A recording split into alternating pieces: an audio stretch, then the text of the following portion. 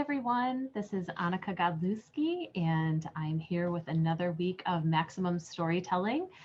Right now, we are live in the Maximum Lawyer Guild. So, if you happen to join the guild, you get the added bonus of being able to tune in every Wednesday at 12:30 Central, 1:30 Eastern.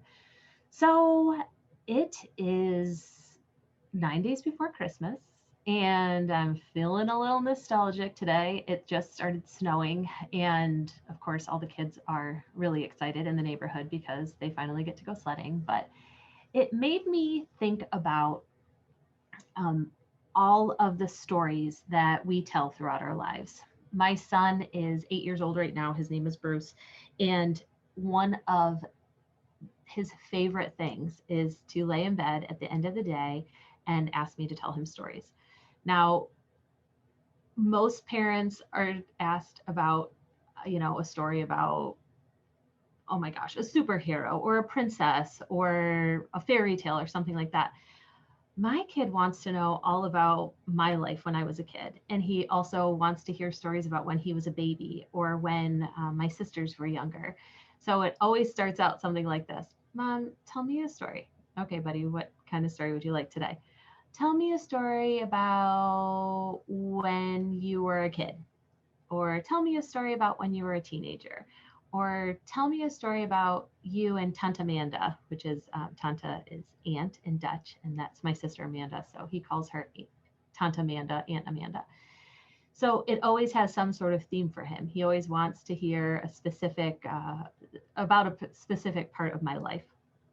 So I thought that we could take those same questions that he normally has, or those same childhood story requests, and apply them to lawyer videos. I mean, it's not uncommon for us to think back on all of the memories that we've had throughout our lives. Sometimes they're related to the businesses that we're in, for you guys, your legal careers, and sometimes it's not, especially on days like today where you're rushing around to get everything ready for the holidays, and especially in this crazy, crazy year of 2020. I mean, it's definitely, I think, made people think a little bit deeper and think about the better times that they've experienced prior to this year, since it's been so tough on everyone. But it's not unusual for us to think back on all of the, the journeys that we've had, both personally and professionally. So if we are putting ourselves in the shoes of a little 8-year-old who loves to hear stories, we could easily adapt those ideas for our clients and our potential clients and all of the people who take the time to tune in to our YouTube channels and take the time to follow us on social media and wait for all of the new wonderful videos that we put out. So I just made up, a list of all of the things that Bruce often asks for. Like I said, he asks about when I was a teenager. He asks about when he was a baby. He asks about family, the different family members in our family. He asks about, he wants stories from when we lived in our old house. He wants stories of when we, moved to our new house. He wants to hear stories about the dog. He wants to hear stories about the funniest thing that I've ever experienced, or when I was on a school bus, or when I was on a playground, or even, when I lived in different cities.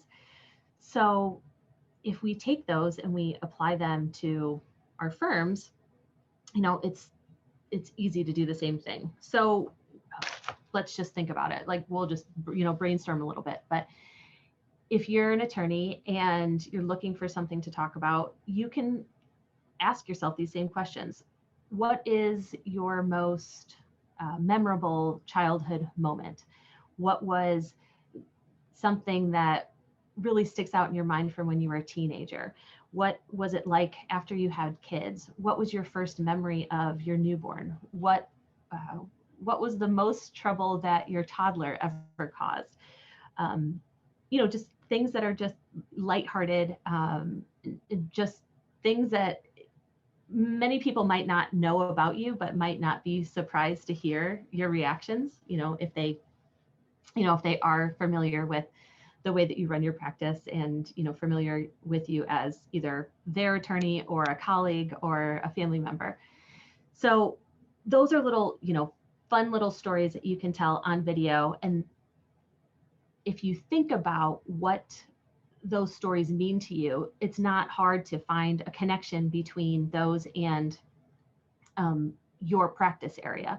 For instance, one of the, one of the stories could be about one of the times that you were the most scared or the most stressed out. And perhaps it has something to do with an accident that you were in, or an accident that a friend of yours was in. Obviously for PI attorneys, that's a really close connection. So you could use it there. If you're an estate planning attorney, tell the story about your grandparents, or tell a story about, your favorite thing to do with your grandma, or one of your fondest memories of being outside with your grandpa, or how you felt after they passed away.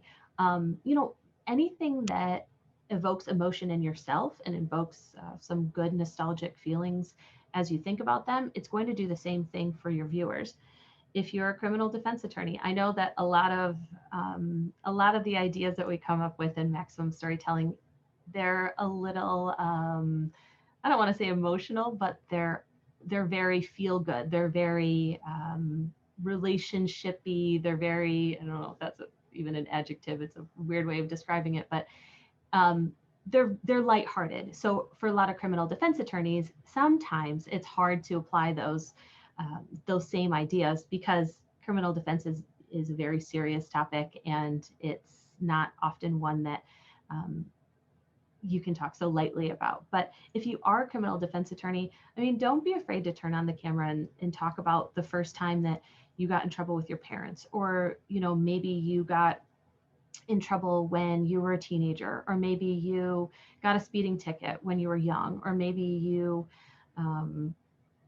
I don't know, did something that isn't obviously too serious, that you're going to want to still be okay talking about on camera. But apply that storytelling method, right, to connecting it with the same feelings that your potential clients are going through. So if you got a speeding ticket when you were 16 and you were terrified of telling your parents, and you weren't sure, what was going to happen, or how many points you were going to get on your license, or if it was going to be taken away, or how much the fine was going to be, or where you even were supposed to begin that journey of making sure that it was taken care of, those are all the same questions that a potential client is going to have.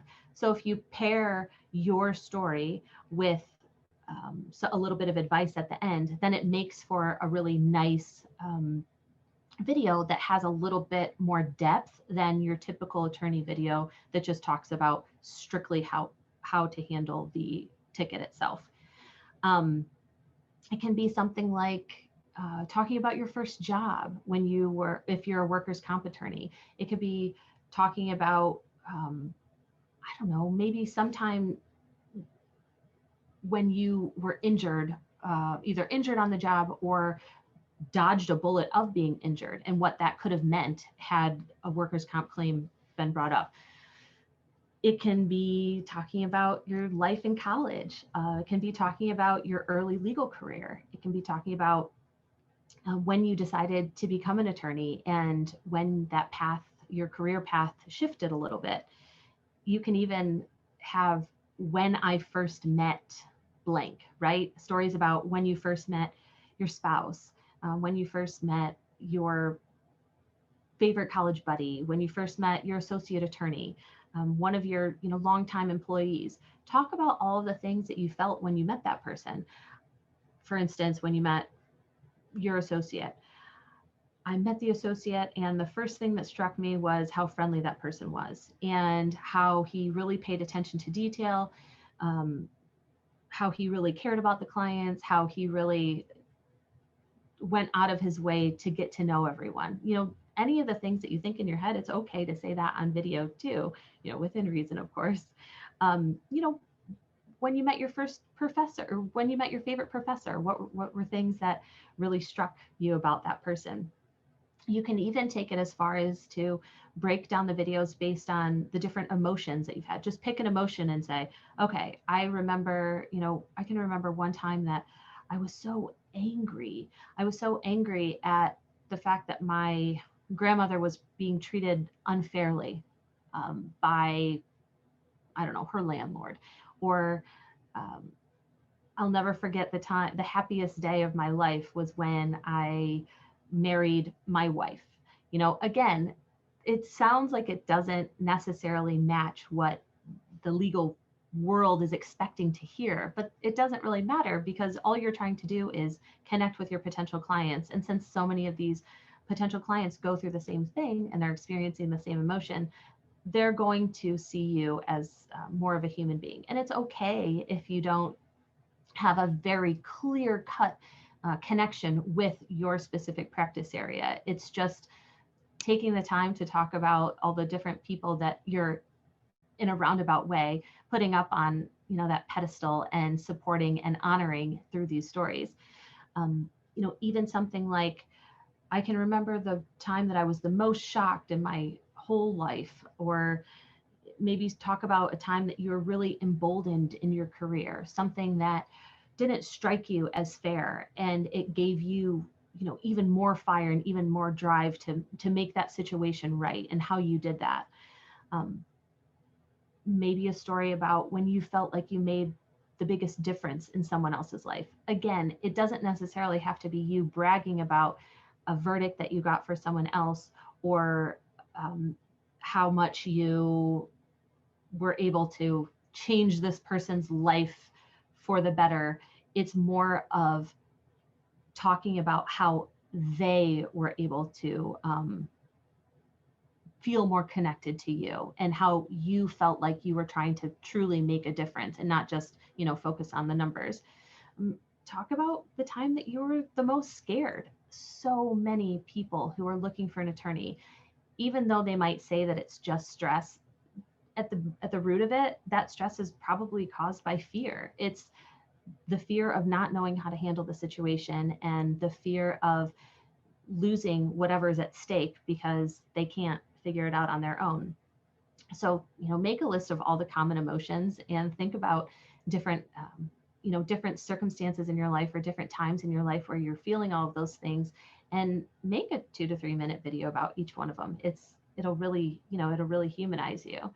So even when you're telling your own childhood, when you're telling your own stories to your kids, you know, keep make a list of all of the fun and challenging, and also, you know, nostalgic or sad or stressful stories that you end up telling your kids.